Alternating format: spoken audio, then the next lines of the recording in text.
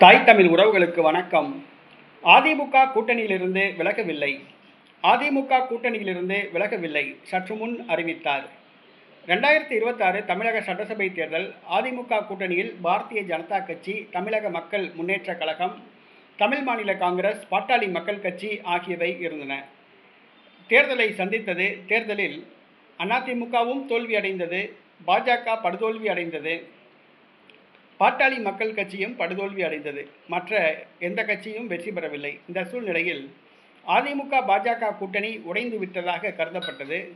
ஆனால் தற்பொழுது அதிமுக கூட்டணியில்தான் தாங்கள் உள்ளோம், வருகிற உள்ளாட்சி தேர்தலில் அதிமுகவோடு இணைந்து தேர்தலை சந்திக்க உள்ளதாக தமிழக பாரதிய ஜனதா கட்சி தலைவர் நயினார் நாகேந்திரன் தெரிவித்துள்ளார். அதிமுகவோடு இணைந்துதான் உள்ளாட்சி தேர்தலை சந்திக்க உள்ளோம் என்று கூறியுள்ளார்.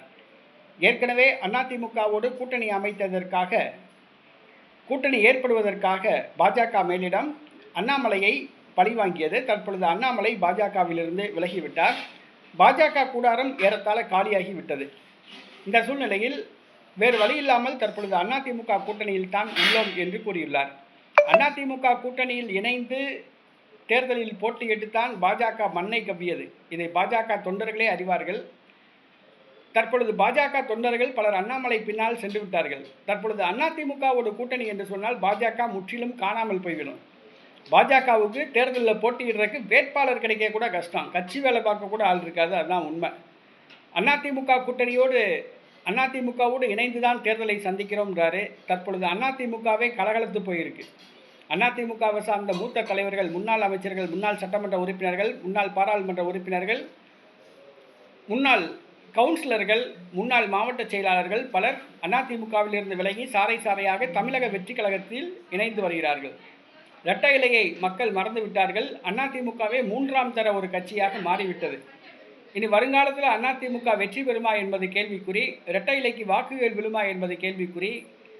தற்பொழுதே 21% வாங்கின அந்த கட்சி இனி எதிர்காலத்தில் தேர்தலை போட்டிக்கிட்டால் 5% ஓட்டு கூட கிடைக்காது. அதிமுக ஒரு பல்பிடுங்கப்பட்ட ஒரு பாம்பு, செத்துப்போன பாம்பு. அதிமுக ஒரு ஓட்டை விழுந்த கப்பல். அதிமுக ஒரு மண் குதிரை.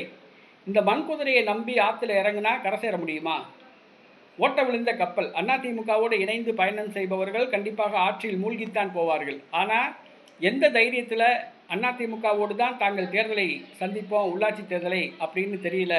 எந்த தைரியத்தில் நயினார் நாகேந்திரன் சொல்கிறாப்புலன்னு தெரியல. ஆனால் பாஜகவுடைய தேசிய தலைமை சொல்லியிருக்கா, இல்லை இவரா சொல்கிறாரா அப்படிங்கிறது தெரியல. ஆனால் அதிமுகவோடு இணைந்து தேர்தலை சந்திக்க பாஜக தொண்டர்கள் யாரும் விரும்பவில்லை என்பது குறிப்பிடத்தக்கது.